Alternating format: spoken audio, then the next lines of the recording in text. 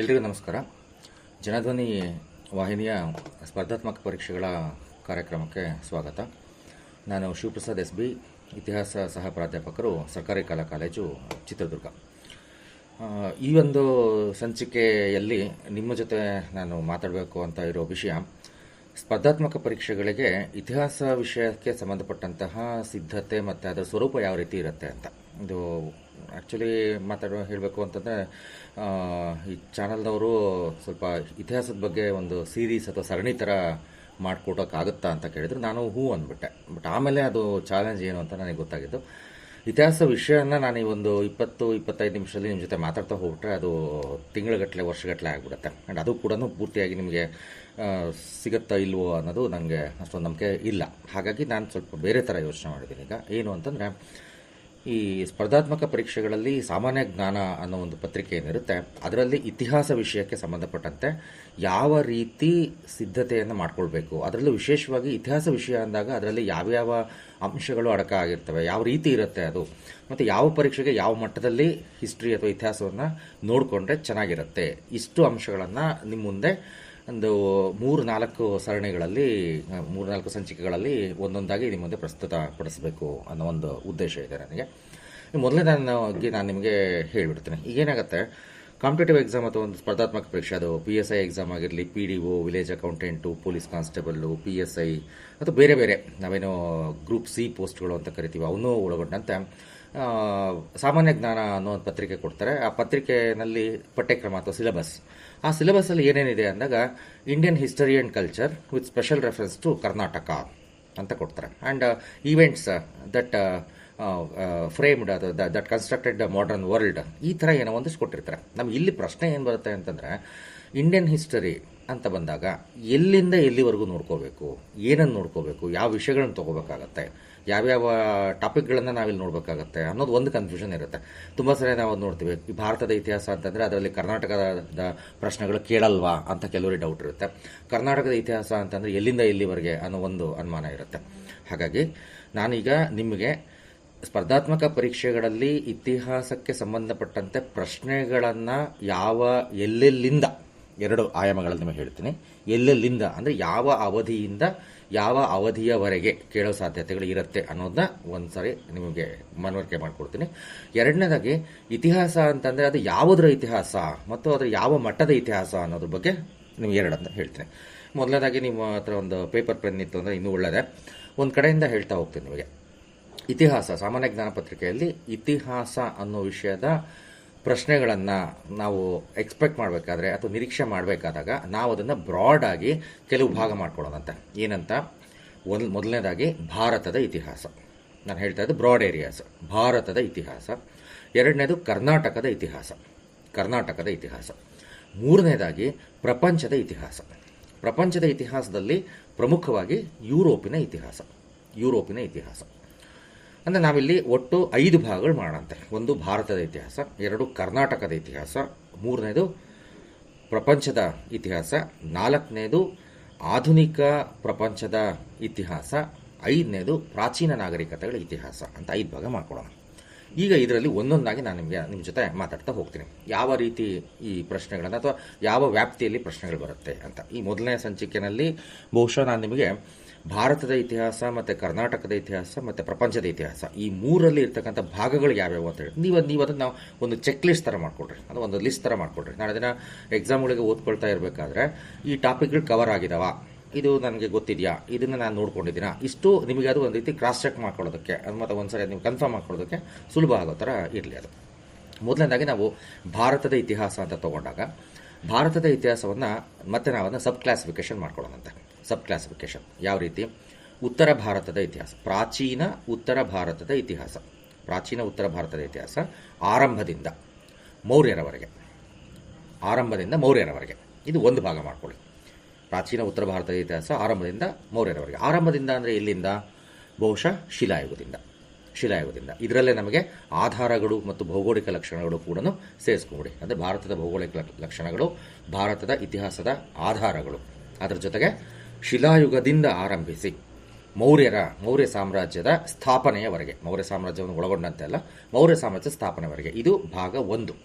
ಭಾಗ 2 ಯಾವ್ದು ಮಾಡ್ಕೊಳ್ತೀರಾ ಅಂದರೆ ಮೌರ್ಯ ಸಾಮ್ರಾಜ್ಯದಿಂದ ಮುಸ್ಲಿಮರ ಆಗಮನದವರೆಗೆ ಉತ್ತರ ಭಾರತದ ಇತಿಹಾಸ. ಮೌರ್ಯ ಸಾಮ್ರಾಜ್ಯದಿಂದ ಮುಸ್ಲಿಮರ ಆಗಮನದವರೆಗೆ ಉತ್ತರ ಭಾರತದ ಇತಿಹಾಸ. ಅಂದರೆ ನಿಮಗೆ ರಫ್ಲಿ ಬೈ ಇಯರ್ ಹೇಳ್ಬಿಡ್ತೀನಿ. ಆರಂಭದಿಂದ ಕ್ರಿಸ್ತಪೂರ್ವ 3ನೇ ಶತಮಾನದವರೆಗೆ ಉತ್ತರ ಭಾರತದ ಇತಿಹಾಸ ಒಂದು ಭಾಗ, ಕ್ರಿಸ್ತಪೂರ್ವ 3ನೇ ಶತಮಾನದಿಂದ ಕ್ರಿಸ್ತಶಕ 11ನೇ ಶತಮಾನದವರೆಗೆ, 11ನೇ ಅಥವಾ 12ನೇ ಶತಮಾನದವರೆಗೆ ಇದು 2ನೇ ಭಾಗ. ಅಲ್ಲಿಗೆ ನಾವು ಪ್ರಾಚೀನ ಅವಧಿಯ ಉತ್ತರ ಭಾರತದ ಇತಿಹಾಸವನ್ನು ಪೂರ್ತಿಯಾಗಿ ನೋಡಿದಂತಾಗುತ್ತೆ. ಇನ್ನು 3ನೇ ಭಾಗ ಯಾವ್ದು ಮಾಡ್ಕೊಳ್ತೀರಾ ಅಂತಂದರೆ ಪ್ರಾಚೀನ ದಕ್ಷಿಣ ಭಾರತ ಅಂತ ಮಾಡ್ಕೊಳ್ರಿ. ಪ್ರಾಚೀನ ದಕ್ಷಿಣ ಭಾರತ 3ನೇ ಭಾಗ. ದಕ್ಷಿಣ ಭಾರತ ಅಂತಂದರೆ ಅದರಲ್ಲಿ ನಾವು ಸಂಗಮ ಯುಗದಿಂದ ಆರಂಭಿಸಿ, ಅಂದರೆ ಶಿಲಾಯುಗದಿಂದ ಆರಂಭಿಸಿ ಸಂಗಮ ಯುಗ ಮತ್ತು ಇವತ್ತಿನ ತಮಿಳುನಾಡಿನಲ್ಲಿ ಇದ್ದಂತಹ ರಾಜ್ಯಗಳು ಯಾವ್ಯಾವು, ಪಲ್ಲವ, ಚೇರ, ಚೋಳ, ಪಾಂಡ್ಯ, ಈ ರಾಜ್ಯಗಳು. ಇದು ಒಂದು ಭಾಗ. ಇದು 3ನೇ ಭಾಗ ಮಾಡ್ಕೊಳ್ರಿ. 4ನೇ ಭಾಗ ಯಾವ್ದು ಮಾಡ್ಕೋಬೇಕು ಅಂತಂದರೆ ಪ್ರಾಚೀನ ದಖನ್ನಿನ ಇತಿಹಾಸ. ಇದು ಸಹ ಅಷ್ಟೇ ಆರಂಭದಿಂದ ಹೊಯ್ಸಳರವರೆಗೆ ಅಥವಾ ಆರಂಭದಿಂದ ಮುಸ್ಲಿಮರ ಆಕ್ರಮಣದವರೆಗೆ ಅಂತ ಮಾಡ್ಕೊಳ್ರಿ. ಪ್ರಾಚೀನ ಅವಧಿಯನ್ನು ಆರಂಭದಿಂದ ಮುಸ್ಲಿಮರ ಆಕ್ರಮಣವರೆಗೆ. ಅಂದರೆ ಇಲ್ಲಿ ಯಾವ್ದು ಬರುತ್ತೆ, ಎಗೇನ್ ಶಿಲಾಯುಗದಿಂದ ಆರಂಭಿಸಿ ದಕ್ಷಿಣದಲ್ಲಿ ಹೊಯ್ಸಳರವರೆಗೆ. ನಾನು ಮತ್ತೆ ನಿಮಗೆ ಒಂದ್ಸರಿ ಚಾಪ್ಟರ್ಗಳು ಅಂದರೆ ಯಾವ್ಯಾವ ಟಾಪಿಕ್ಗಳು ಇದರಲ್ಲಿ ಕವರ್ ಆಗುತ್ತೆ ಅಂತ ಹೇಳ್ತೀನಿ. ಪ್ರಾಚೀನ ಅವಧಿಯನ್ನು 4 ಭಾಗ ಮಾಡ್ಕೊಳ್ತಿದ್ದೀವಿ ನಾವಿಲ್ಲಿ. 4 ಭಾಗ ಮಾಡ್ಕೊಳ್ತೀವಿ. ಯಾವುದು ಪ್ರಾಚೀನ ಉತ್ತರ ಭಾರತ, ಅದನ್ನು ಟೈಮ್ ಪೀರಿಯಡಲ್ಲಿ 2 ಭಾಗ ಮಾಡಿದ್ವಿ. ಪ್ರಾಚೀನ ದಕ್ಷಿಣ ಭಾರತ, ಅದನ್ನು ಏರಿಯಾ ವೈಸ್ 2 ಭಾಗ ಮಾಡಿದ್ವಿ. ದ್ರಾವಿಡ ಇತಿಹಾಸ ಒಂದು, ದಖನ್ನಿನ ಇತಿಹಾಸ ಒಂದು. ಇಷ್ಟಾದಮೇಲೆ ಈಗ ಇದರಲ್ಲಿ ಯಾವ್ಯಾವ ಭಾಗಗಳು ಬರುತ್ತೆ ಅನ್ನೋದನ್ನು ಗಮನಿಸ್ತಾ ಹೋಗಿ. ಗಮನಿಸೋಣ ಅಂತ. ಅಲ್ಲಿಗೆ ನಿಮಗೊಂದು ಐಡಿಯಾ ಸಿಕ್ಕೋಗುತ್ತೆ. ಯಾವ ರೀತಿ ಪ್ರಾಚೀನ ಭಾರತ ಅಥವಾ ಪ್ರಾಚೀನ ಉತ್ತರ ಭಾರತ ಅಂತ ಹೇಳಿದೆ ನಾನು ನಿಮಗೆ, ಮೌರ್ಯರವರೆಗೆ. ಅದರಲ್ಲಿ ನಾವು ಮೊದಲನೇದಾಗಿ ನಾವು ಲಿಸ್ಟ್ ಔಟ್ ಮಾಡ್ಕೊಳ್ಳೋದು ಯಾವುದಪ್ಪ ಅಂತಂದರೆ ಭಾರತದ ಭೌಗೋಳಿಕ ಲಕ್ಷಣಗಳು. ಭಾರತ ಅಂತಂದಾಗ ನಾವು ಇವತ್ತಿನ ಭಾರತ 1947 ನಂತರದ ಭಾರತ ತಗೋಬಾರ್ದು. ಭಾರತ ಉಪಖಂಡ ಅಂತ ಕರಿತೀವಿ ನಾವು. ಅಂದರೆ ಇವತ್ತಿನ ಅಫ್ಘಾನಿಸ್ತಾನ, ಪಾಕಿಸ್ತಾನ, ಭಾರತ, ನೇಪಾಳ, ಭೂತಾನ್, ಬಾಂಗ್ಲಾದೇಶ, ಮಯನ್ಮಾರ್, ಶ್ರೀಲಂಕಾ, ಮಾಲ್ಡೀವ್ಸ್ ಮತ್ತು ಲಕ್ಷದ್ವೀಪಗಳು. ಇಷ್ಟೆಲ್ಲವೂ ಲಕ್ಷದ್ವೀಪಗಳು, ಅಂಡಮಾನ್ ನಿಕೋಬಾರ್ ಎಲ್ಲವನ್ನೂ ಒಳಗೊಂಡಂತಹ ಪ್ರದೇಶದ ಭೌಗೋಳಿಕ ಲಕ್ಷಣಗಳು. ಇವುಗಳನ್ನು ಮೊದಲನೇದಾಗಿ ನೋಡ್ಕೋಬೇಕು. ಆಮೇಲೆ ಆಧಾರಗಳ ಬಗ್ಗೆ ಸಾಮಾನ್ಯವಾಗಿ ಇತಿಹಾಸ ಓದಿರ್ತಕ್ಕಂಥ ವಿದ್ಯಾರ್ಥಿಗಳಿಗೆ ಗೊತ್ತಿದೆ, ಅವನ್ನ ಯಾವ ರೀತಿ ಕ್ಲಾಸಿಫೈ ಮಾಡ್ಕೊಳ್ತೀವಿ ಅಂತ. ಪುರಾತತ್ವ ಆಧಾರ, ಸಾಹಿತ್ಯಿಕ ಆಧಾರಗಳು ಮತ್ತು ಅದರಲ್ಲಿ ಬರ್ತಕ್ಕಂಥ ಬೇರೆ ಬೇರೆ ಉದಾಹರಣೆಗಳನ್ನು ಮತ್ತು ಅದರ ಲಕ್ಷಣಗಳನ್ನು, ಅವುಗಳ ಅನುಕೂಲಗಳನ್ನು, ಅನಾನುಕೂಲಗಳನ್ನು ನಾವಿಲ್ಲಿ ನೋಡ್ಕೊಳ್ತೀವಿ ಪ್ರಾಚೀನ ಭಾರತದ ವಿಚಾರದಲ್ಲಿ. ಅದಾದಮೇಲೆ ನಾವು ಒಂದೇ ಸಾರಿ ಯಾವುದಕ್ಕೆ ಬರ್ತೀವಿ, ಸಿಂಧೂ ನಾಗರಿಕತೆ. ನೀವಿಲ್ಲಿ ಸಿಂಧೂ ನಾಗರಿಕತೆ ಅಂತ ತಗೊಂಡಾಗ ಅಥವಾ ಶಿಲಾಯುಗ ಅಂತ ತಗೊಂಡಾಗ ನಾವು ಸಬ್ ಟಾಪಿಕ್ಗಳನ್ನು ನಾನು ನಿಮಗೆ ಏನು ಲಿಸ್ಟ್ ಮಾಡಿಸ್ತಾ ಇದ್ದೀನಲ್ವಾ, ಇವು ಇಲ್ಲಿವರೆಗನ್ನ ಬೇರೆ ಬೇರೆ ಪರೀಕ್ಷೆನಲ್ಲಿ ಕೇಳಿರೋ ಪ್ರಶ್ನೆಗಳನ್ನು ಯಾವ ರೀತಿ ಕೇಳಿದರೆ ಅನ್ನೋದ್ರ ಮೇಲೆ ನಾನು ನಿಮಗೆ ಕ್ಲಾಸಿಫೈ ಮಾಡಿ ಕೊಡ್ತೇನೆ. ಎಕ್ಸಾಂಪಲ್ ಸಿಂಧೂ ನಾಗರಿಕತೆ ಮಾತ್ರ ಡೀಟೇಲಾಗಿ ಹೇಳ್ತೀನಿ ನಿಮಗೀಗ. ಯಾಕೆ ಅಂತಂದರೆ ಎಲ್ಲವನ್ನೂ ಅದೇ ಥರ ಕ್ಲಾಸಿಫೈ ಮಾಡ್ತಾ ಹೋದರೆ ತುಂಬ ಟೈಮ್ ಬೇಕಾಗುತ್ತೆ. ಸಿಂಧೂ ನಾಗರಿಕತೆಯನ್ನು ಯಾವ ಥರ ನಾನು ಕ್ಲಾಸಿಫೈ ಮಾಡ್ತಾ ಇದ್ದೀನಿ ಅನ್ನೋ ಗಮನಿಸ್ಬಿಟ್ಟು ಪ್ರತಿ ಟಾಪಿಕ್ ನೀವು ಆ ಥರ ಕ್ಲಾಸಿಫೈ ಮಾಡೋದಕ್ಕೆ ಟ್ರೈ ಮಾಡ್ಕೊಳ್ರಿ. ಶಿಲಾಯುಗನ ಮಾಡ್ಕೊಳ್ರಿ, ಅದಾದಮೇಲೆ ಮೌರ್ಯರ ನಾಗರಿಕತೆ ಅದನ್ನು ಮಾಡ್ಕೊಳ್ರಿ, ವೇದಗಳ ನಾಗರಿಕತೆ ಅದನ್ನು ಮಾಡ್ಕೊಳ್ರಿ. ನಾನು ಸ್ವಲ್ಪ ಇದನ್ನು ಬ್ರಾಡ್ ಏರಿಯಾ ಇರೋದನ್ನ, ಅಂದರೆ ಏನಾಗುತ್ತೆ ನಿಮ್ಮ ಸಿಲೆಬಸ್ಸಲ್ಲಿ ಭಾರತದ ಇತಿಹಾಸ ಇಷ್ಟೇ ಇರೋದು. ಈ ಭಾರತದ ಇತಿಹಾಸ ಅನ್ನೋದನ್ನು ಬಿಡಿಸಿ ನಿಮ್ಮ ಮುಂದೆ ಇಡ್ತೀನಿ. ನೀವು ಹಳೆ ಪ್ರಶ್ನೆ ಪತ್ರಿಕೆಗಳನ್ನು ತಗೊಂಡಾಗ ಆ ಪರೀಕ್ಷೆನಲ್ಲಿ ಯಾವ್ಯಾವ ಪ್ರದೇಶದ ಮತ್ತು ಯಾವ್ಯಾವ ಕ್ಷೇತ್ರಕ್ಕೆ ಸಂಬಂಧಪಟ್ಟಂತೆ, ಯಾವ್ಯಾವ ವಿಚಾರಕ್ಕೆ ಸಂಬಂಧಪಟ್ಟಂತೆ ಪ್ರಶ್ನೆಗಳನ್ನು ಕೇಳ್ತಾರೆ ಅನ್ನೋದು ನೋಡ್ಬಿಟ್ಟು ಅದರಲ್ಲಿ ಸಬ್ ಟಾಪಿಕ್ ಮಾಡ್ಕೊಳ್ತವ್ರಿ. ನಾನು ಟಾಪಿಕ್ ವೈಸ್ ಮಾಡ್ಕೊಳ್ತೀನಿ. ಒಂದು ಉದಾಹರಣೆ ಕೊಡ್ತೀನಿ, ಸಬ್ ಟಾಪಿಕ್ ಮಾಡೋದು ಹೇಗೆ ಅಂತ ಒಂದು ಉದಾಹರಣೆ ಕೊಡ್ತೀನಿ. ಸಿಂಧೂ ನಾಗರಿಕತೆ ತಗೊಳ್ರಿ. ಸಿಂಧೂ ನಾಗರಿಕತೆಯಲ್ಲಿ ಪ್ರಶ್ನೆಗಳು ಯಾವ ರೀತಿ ಬರ್ತವೆ, ಯಾವುದೋ ಒಂದು ನಿವೇಶನ ಎಲ್ಲಿದೆ, ಅಥವಾ ಯಾವುದೋ ಒಂದು ನಿವೇಶನವನ್ನು ಉತ್ಖನನ ಮಾಡಿದವರು ಯಾರು, ಅಥವಾ ಯಾವ ವರ್ಷ ಉತ್ಖನನ ಮಾಡಲಾಯಿತು, ಅಥವಾ ಎಲ್ಲಿ ಯಾವ ನದಿಯ ದಂಡೆ ಮೇಲಿದೆ, ಈ ಥರ ಪ್ರಶ್ನೆಗಳು ಬರುತ್ತೆ. ಅಂದರೆ ಸಿಂಧೂ ನಾಗರಿಕತೆಯಲ್ಲಿ ಬರ್ಬೋದಾದಂಥ ಪ್ರಶ್ನೆಗಳು ಅದರ ನಿವೇಶನಗಳಿಗೆ ಸಂಬಂಧಪಟ್ಟಂತೆ ಅಥವಾ ಅದರ ಸ್ಥಳಗಳಿಗೆ ಸಂಬಂಧಪಟ್ಟಂತೆ. ಬಿಟ್ಟರೆ ಇನ್ನೇನು ಪ್ರಶ್ನೆ ಬರುತ್ತೆ, ಸಿಂಧೂ ನಾಗರಿಕತೆ ಲಕ್ಷಣಗಳಿಗೆ ಸಂಬಂಧಪಟ್ಟಂತೆ ಪ್ರಶ್ನೆ ಬರುತ್ತೆ. ಸಿಂಧೂ ನಾಗರಿಕತೆ ಲಕ್ಷಣಗಳು ಅಂದರೆ ಏನು, ನಗರ ಯೋಜನೆ, ಸಾಮಾಜಿಕ ಪರಿಸ್ಥಿತಿ, ಆರ್ಥಿಕ ಪರಿಸ್ಥಿತಿ, ರಾಜಕೀಯ ಸ್ಥಿತಿ, ಧಾರ್ಮಿಕ ಸ್ಥಿತಿ, ಇವುಗಳಿಗೆ ಸಂಬಂಧಪಟ್ಟಂಥ ಪ್ರಶ್ನೆಗಳು ಬರ್ತವೆ. ಅಂದರೆ ಸಿಂಧೂ ನಾಗರಿಕತೆ ಅನ್ನೋ ಒಂದು ಟಾಪಿಕ್, ಭಾರತದ ಇತಿಹಾಸ ಅನ್ನೋ ಸಿಲೆಬಸ್ಲಿರೋ ಒಂದು ಲೈನನ್ನು ನಾವು ಸಿಂಧೂ ನಾಗರಿಕತೆ ಅಂತ ಟಾಪಿಕ್ ಮಾಡ್ಕೊಂಡ್ವಿ. ಆ ಟಾಪಿಕ್ ಒಳಗಡೆ ಪ್ರಶ್ನೆಗಳು ಯಾವ್ಯಾವಕ್ಕೆ ಸಂಬಂಧಪಟ್ಟಂತೆ ಬರ್ತವೆ ಅನ್ನೋದನ್ನ ನಾವು ಸಬ್ ಟಾಪಿಕ್ ಅಂತ ಕರಿತೀವಿ. ಇಷ್ಟಕ್ಕೆ ಸಂಬಂಧಪಟ್ಟಂತೆ ಇದೇ ಥರ ನೀವೇನು ಮಾಡಬೇಕು, ಪ್ರತಿಯೊಂದು ಟಾಪಿಕಲ್ಲೂ ಕೂಡ ಹಳೆ ಪ್ರಶ್ನೆ ಪತ್ರಿಕೆಗಳನ್ನು ತಗೊಂಡಾಗ ಯಾವ ಪ್ರದೇಶದ ಮೇಲೆ ಅಥವಾ ಯಾವ ವಿಷಯಕ್ಕೆ ಸಂಬಂಧಪಟ್ಟಂತೆ ಪ್ರಶ್ನೆ ಕೇಳಿದರೆ ಅನ್ನೋದನ್ನ ಗುರುತು ಮಾಡ್ಕೊಂತ ಹೋಗಬೇಕು. ಅಲ್ಲಿಗೆ ನಿಮಗೆ ಭಾರತದ ಇತಿಹಾಸನ ಒಂದು ಡೀಟೇಲ್ಡ್ ಸಿಲೆಬಸ್ ನಿಮಗೆ ಸಿದ್ಧ ಆಗುತ್ತೆ, ಕಂಪ್ಲೀಟಾಗಿ ರೆಡಿ ಆಗುತ್ತೆ. ಸೊ ಯಾವ್ಯಾವ ನಾವು ನೋಡಿದ್ವಿ ಈಗ, ಪ್ರಾಚೀನ ಉತ್ತರ ಭಾರತದಲ್ಲಿ ಒಂದು ಟಾಪಿಕ್ ಭಾರತದ ಭೌಗೋಳಿಕ ಲಕ್ಷಣ, ಎರಡನೇದು ಭಾರತದ ಇತಿಹಾಸ ರಚನೆಯ ಆಧಾರಗಳು, ಮೂರನೇದಾಗಿ ಸಿಂಧೂ ನಾಗರಿಕತೆ, ನಾಲ್ಕನೇದಾಗಿ ವೇದಗಳ ನಾಗರಿಕತೆ, ಅದರಲ್ಲೂ ಆರಂಭಿಕ ವೇದ ಅಥವಾ ಋಗ್ವೇದ ಕಾಲದ ನಾಗರಿಕತೆ, ಎರಡನೇದಾಗಿ ಉತ್ತರ ವೇದಗಳ ಕಾಲದ ನಾಗರಿಕತೆ. ಆರಂಭದ ನಾಗರಿಕತೆಗಳು, ಅದರಲ್ಲಿ ಆರಂಭದ ವೇದ ನಾಗರಿಕತೆ, ಅದರ ನಂತರ ಉತ್ತರ ವೇದಗಳ ಕಾಲದ ಅಥವಾ ಇತರೆ ವೇದಗಳ ಕಾಲದ ನಾಗರಿಕತೆ. ಅದರ ನಂತರದಲ್ಲಿ ವೇದಗಳ ನಂತರದ ಕಾಲ ಅಥವಾ ಮಹಾಕಾವ್ಯಗಳ ಅವಧಿ ಅಂತ ಕರಿತೀವಲ್ಲ. ಮಹಾಕಾವ್ಯಗಳ ಅವಧಿ ಅಂತಂದರೆ ಸರಿಸುಮಾರು ಕ್ರಿಸ್ತಪೂರ್ವ 8ನೇ ಶತಮಾನದಿಂದ 6ನೇ ಶತಮಾನದವರೆಗೆ ಮಹಾಕಾವ್ಯಗಳ ಅವಧಿ. ರಾಮಾಯಣ, ಮಹಾಭಾರತ ಮತ್ತು ಕೆಲವು ಉಪನಿಷತ್ತುಗಳು, ಕೆಲವು ಪುರಾಣಗಳು, ಕೆಲವು ಸ್ಮೃತಿಗಳು ರಚನೆ ಆದಂಥ ಒಂದು ಕಾಲ. ಇವು ಪೂರ್ತಿಯಾಗಿ ನಾವಿಂದ ವೇದಗಳ ಕಾಲ ಅಂತ ಕರಿಬೋದು. ವೇದಗಳ ಕಾಲ, ಪೂರ್ವ ವೇದ ಕಾಲ, ಉತ್ತರ ವೇದ ಕಾಲ, ವೈದಿಕೋತ್ತರ ಕಾಲ ಅಂತ 3 ಭಾಗ ಮಾಡಿಕೊಂಡ್ರೆ, ಇದರಲ್ಲಿ ಸಬ್ ಟಾಪಿಕ್ ಯಾವ ಥರ ಮಾಡ್ಕೊಳ್ತೀವಿ?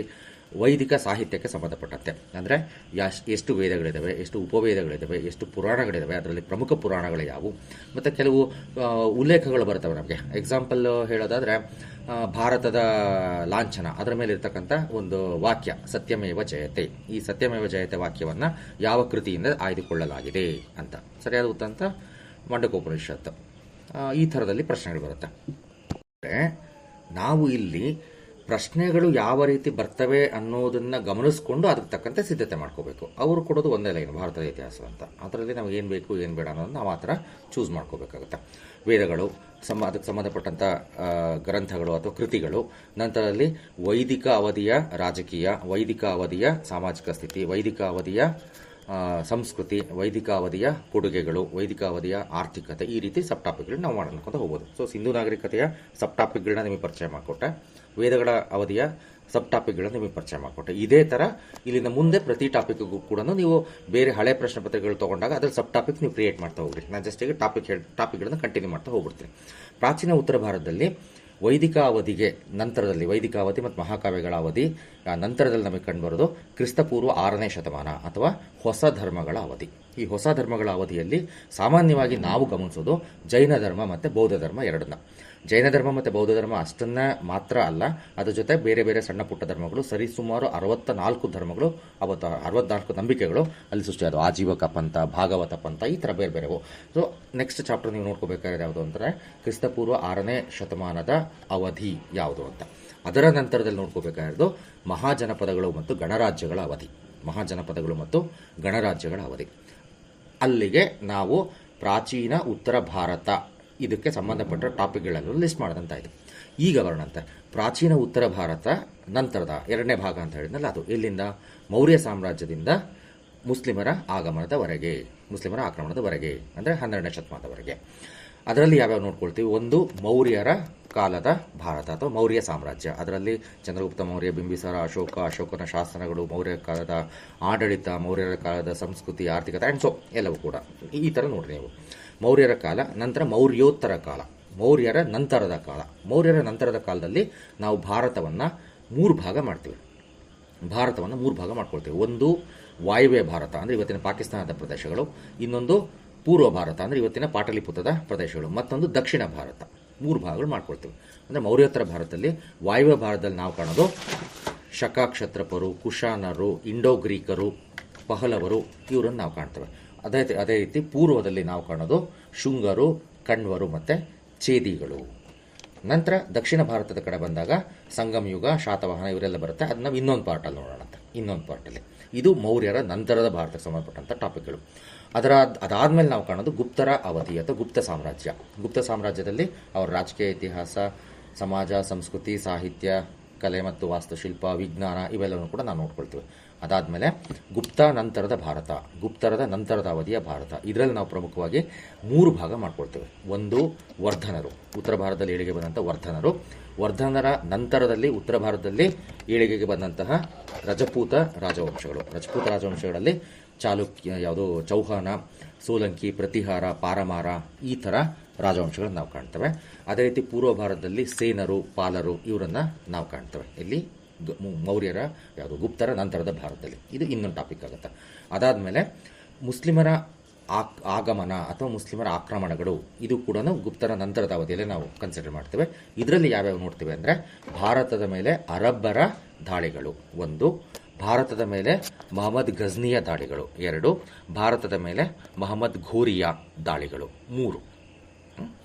ಸೊ ಇದು ನಾವು ಉತ್ತರ ಭಾರತ ಅಂದರೆ ನೋಡ್ರಿ, ನಮಗೆ ಮತ್ತೆ ನಾನು ನಿಮಗೆ ನೆನಪು ಮಾಡ್ತಾ ಇದ್ದೀನಿ, ನಮ್ಮ ಸಿಲೆಬಸ್ಸಲ್ಲಿ ಭಾರತದ ಇತಿಹಾಸ ಅಷ್ಟೇ ಇದೆ ಅಂದಾಗ ಏನು ಓದಬೇಕು ಅನ್ನೋ ಒಂದು ನಮ್ಮ ಪ್ರಶ್ನೆಗೆ ಅಥವಾ ಕನ್ಫ್ಯೂಷನ್ಗೆ ನಾವು ಇದನ್ನು ಒಂದು ಡೀಟೇಲ್ ಆಗಿ ಒಂದು ರೀತಿ ಚೆಕ್ ಲಿಸ್ಟ್ ಥರ ಮಾಡ್ಕೊಳ್ತಾ ಇದ್ದೀವಿ. ಇಲ್ಲಿ ಉತ್ತರ ಭಾರತ, ಅದರಲ್ಲೂ ಪ್ರಾಚೀನ ಉತ್ತರ ಭಾರತ ಅನ್ನೋ ವಿಷಯ ಬಂದಾಗ ಇಷ್ಟು ವಿಷಯಗಳ ಬಗ್ಗೆ ನಾವು ಗಮನ ಕೊಡಬೇಕಾಗತ್ತೆ. ಈಗ ಪ್ರಾಚೀನ ದಕ್ಷಿಣ ಭಾರತ ಈ ವಿಚಾರಕ್ಕೆ ಬರೋಣಂತೆ. ಪ್ರಾಚೀನ ದಕ್ಷಿಣ ಭಾರತ ಇಲ್ಲಿ ನಾವು ಕಾಣೋದು 2 ಭಾಗ ಮಾಡ್ಕೊಳ್ಳೋಣಂತ ಇದನ್ನು. ಒಂದು ಪ್ರಾಚೀನ ದ್ರಾವಿಡ ಭಾರತ ಅಥವಾ ದಕ್ಷಿಣ ಭಾರತ, 2ನೇದು ಪ್ರಾಚೀನ ದಖನ್ ಭಾರತ. ಈ ಪ್ರಾಚೀನ ದಕ್ಷಿಣ ಭಾರತ ಏನಿದೆ ಅದರಲ್ಲಿ ಶಿಲಾಯುಗ, ಸಂಗಮ್ ಯುಗ, ಅದಾದಮೇಲೆ ಪಲ್ಲವರು, ಚೋಳರು, ಚೇರರು, ಪಾಂಡ್ಯರು, ಇವು ದಕ್ಷಿಣ ಭಾರತದಲ್ಲಿ ನಾವು ಕಾಣ್ತೇವೆ. ದಖನ್ ಭಾರತದಲ್ಲಿ ಶಿಲಾಯುಗ, ಶಾತವಾಹನರು, ಮೌರ್ಯರ ಆಡಳಿತ ಇಲ್ಲೂ ಕೂಡ ಇತ್ತು. ಮೌರ್ಯರು, ಅದರ ನಂತರ ಶಾತವಾಹನರು, ಅದಾದ ಮೇಲೆ ನಾವು ಕಾಣೋದು ನಮ್ಮ ಕರ್ನಾಟಕ ಮತ್ತು ಮಹಾರಾಷ್ಟ್ರ ಪ್ರದೇಶಗಳಿಗೆ ಸಂಬಂಧಪಟ್ಟಂತಹ ರಾಜ್ಯಗಳು. ಇಲ್ಲಿ ನೋಡ್ರಿ, ದ್ರಾವಿಡ ಅಂತಂದರೆ ಕಾವೇರಿ ನದಿಯಿಂದ ದಕ್ಷಿಣಕ್ಕಿರ್ತಕ್ಕಂಥ ಪ್ರದೇಶಗಳು. ದಖನ್ ಅಂತಂದರೆ ವಿಂಧ್ಯ ನದಿಯಿಂದ ಕಾವೇರಿ ನದಿಯವರೆಗೆ ಅಥವಾ ಪೆನ್ನಾರ್ ನದಿಯವರೆಗೆ ಇರ್ತಕ್ಕಂಥ ಪ್ರದೇಶಗಳನ್ನು ದಖನ್ ಅಂತ ಕರೆದಿದ್ದೀವಿ ಇಲ್ಲಿ. ಅದರಲ್ಲಿ ನಾವು ಕಾಣೋದು ಶಾತವಾಹನರು, ಅದರ ನಂತರ ಕದಂಬರು, ಬಾದಾಮಿ ಚಾಲುಕ್ಯರು, ಇಡೀ ದಕ್ಷಿಣ ಭಾರತವನ್ನು ಆಳ್ವಿಕೆ ಮಾಡಿದರು. ಅದರ ನಂತರ ರಾಷ್ಟ್ರಕೂಟರು, ಅದಾದಮೇಲೆ ಕಲ್ಯಾಣಿ ಚಾಲುಕ್ಯರ ನಂತರ ದಖನ್ 2 ಭಾಗ ಆಗುತ್ತೆ, ದಕ್ಷಿಣ ಮತ್ತು ಉತ್ತರ ಅಂತ ಹೇಳ್ಬಿಟ್ಟು. ಯಾವ್ಯಾವು? ಹೊಯ್ಸಳರು, ದಕ್ಷಿಣದಲ್ಲಿ ಹೊಯ್ಸಳರು, ಉತ್ತರದಲ್ಲಿ ಕಾಕತೀಯರು ಮತ್ತು ಯಾವುದಪ್ಪ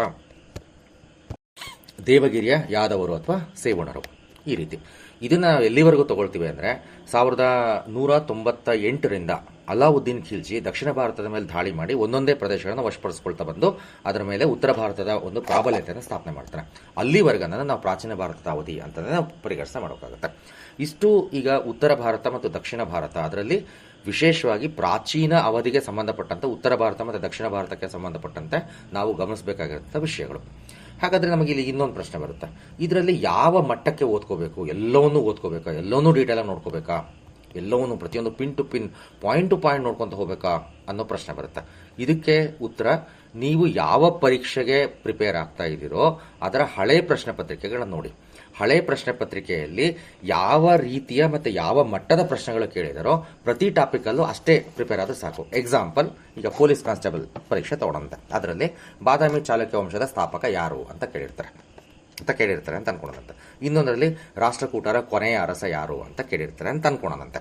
ಮತ್ತೊಂದರಲ್ಲಿ ಅಲಾವುದ್ದೀನ್ ಖಿಲ್ಜಿ ದಾಳಿಯ ಸಂದರ್ಭದಲ್ಲಿ ಇದ್ದಂತಹ ದೇವಗಿರಿಯ ಅರಸ ಯಾರು ಅಂತ ಕೇಳಿರ್ತಾರೆ ಅಂತ ನೋಡೋಣ. ಇವೆಲ್ಲವೂ ಕೂಡ ಪೊಲಿಟಿಕಲ್ ಹಿಸ್ಟ್ರಿ, ರಾಜಕೀಯ ಇತಿಹಾಸ. ಅಂದರೆ ನಾವೇನು ಮಾಡಬೇಕಿಲ್ಲಿ, ಇಲ್ಲಿವರೆಗೂ ನಾವೇನು ಪ್ರಸ್ತಾಪ ಮಾಡಿದ್ವಲ್ಲ, ಮಹಾಜನಪದಗಳಿಂದ ಹಿಡಿದು ಮೌರ್ಯರು, ಗುಪ್ತರು, ವರ್ಧನರು, ರಜಪೂತರು, ಅದಾದಮೇಲೆ ಶಾತವಾಹನ, ಪಲ್ಲವ, ಚೇರ, ಚೋಳ, ಅದಾದಮೇಲೆ ನಮ್ಮ ಇಲ್ಲಿ ಕದಂಬ, ಇವೆಲ್ಲವೂ ನಾವು ಮಾತಾಡ್ತಾ ಬಂದ್ವಲ್ಲ, ಈ ಎಲ್ಲ ವಂಶಗಳಿಗೆ ಸಂಬಂಧಪಟ್ಟಂತೆ ಅದರ ಸ್ಥಾಪಕರು ಯಾರು, ಕೊನೆ ಅರಸ ಯಾರು, ಪ್ರಸಿದ್ಧ ಅರಸರು ಯಾರ್ಯಾರು, ಆ್ಯಂಡ್ ವಿಶೇಷ ಘಟನೆಗಳ ಸಂದರ್ಭದಲ್ಲಿ ಇದ್ದಂಥ ಅರಸರು ಯಾರು. ಎಕ್ಸಾಂಪಲ್, ಹ್ಯೂಯೆನ್ ಸಾಂಗ್ ದಕ್ಷಿಣ ಭಾರತಕ್ಕೆ ಭೇಟಿ ನೀಡಿದಾಗ ಕೆಳಗಿನವರಲ್ಲಿ ಯಾರು ಆಳ್ವಿಕೆ ಮಾಡುತ್ತಿದ್ದರು ಅನ್ನೋ ಪ್ರಶ್ನೆ ಬರುತ್ತೆ. ಹ್ಯೂಯೆನ್ ಸಾಂಗ್ ಅವನ ಟೈಮ್ ಪೀರಿಯಡ್ ದಕ್ಷಿಣ ಭಾರತಕ್ಕೆ ಬಂದಾಗ ಅವನ ಸಮಕಾಲೀನ ಅರಸರು ಯಾರಿದ್ರು, ಈ ಥರದಲ್ಲಿ ಪ್ರಶ್ನೆಗಳು, ಅಂದರೆ ವಿಶೇಷ ಸಂದರ್ಭಗಳಲ್ಲಿ ಇದ್ದಂಥವು. ಸೊ ರಾಜಕೀಯ ಇತಿಹಾಸ ಅಂತ ಬಂದಾಗ ಅದರ ಸ್ಥಾಪಕರು, ಕೊನೆಯ ಅರಸ, ಒಂದು ವೇಳೆ ಅವರು ಸಾಮಂತರಾಗಿ ಆಳ್ವಿಕೆ ಪ್ರಾರಂಭ ಮಾಡಿದರೆ ಸ್ವತಂತ್ರವಾಗಿ ಘೋಷಣೆ ಮಾಡ್ಕೊಳ್ಳುವಂಥ ಮೊದಲನೇ ಅರಸ, ಪ್ರಸಿದ್ಧ ಅರಸರು ಯಾರ್ಯಾರು,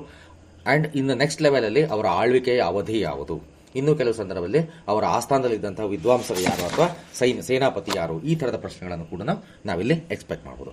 ಇದು ಯಾವುದ್ರ ಮೇಲೆ ಡಿಪೆಂಡ್ ಆಗುತ್ತೆ ಅಂದರೆ ನೀವು ಯಾವ ಪರೀಕ್ಷೆ ತೊಗೊಳ್ತಾ ಇದ್ದೀರಾ.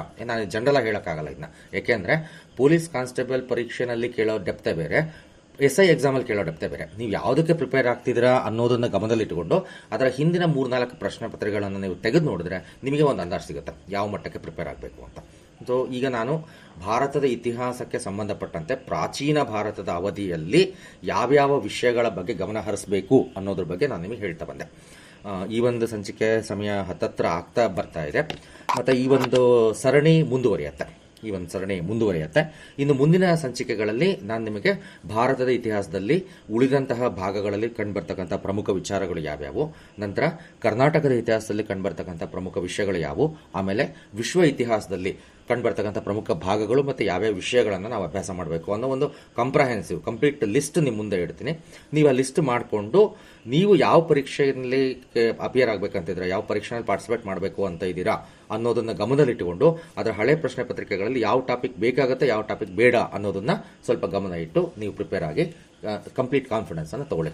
ಈಗ ಏನಾಗುತ್ತೆ, ಪೊಲೀಸ್ ಕಾನ್ಸ್ಟೇಬಲ್ ಪರೀಕ್ಷೆಗೆ ಭಾರತದ ಇತಿಹಾಸ, PSI ಪರೀಕ್ಷೆಗೆ ಭಾರತದ ಇತಿಹಾಸ, PDO ಪರೀಕ್ಷೆಗೆ ಭಾರತದ ಇತಿಹಾಸ, ಹಿಂಗೆ ಹೇಳ್ತಾ ಹೋದರೆ ತುಂಬ ಟೈಮ್ ಬೇಕಾಗುತ್ತೆ. ಬಹುಶಃ ನಿಮ್ಗೆ ಅರ್ಥ ಮಾಡ್ಕೊತಿದ್ರ ಅನ್ಸುತ್ತೆ ನಾನು ನಾನು ಯಾಕೆ ಈ ಮಾತು ಹೇಳ್ತಾ ಇದ್ದೀನಿ ಅಂತ ಹೇಳ್ಬಿಟ್ಟು. ಮತ್ತು ತುಂಬ ಸರ್ ರಿಪೀಟ್ ಆಗುತ್ತೆ.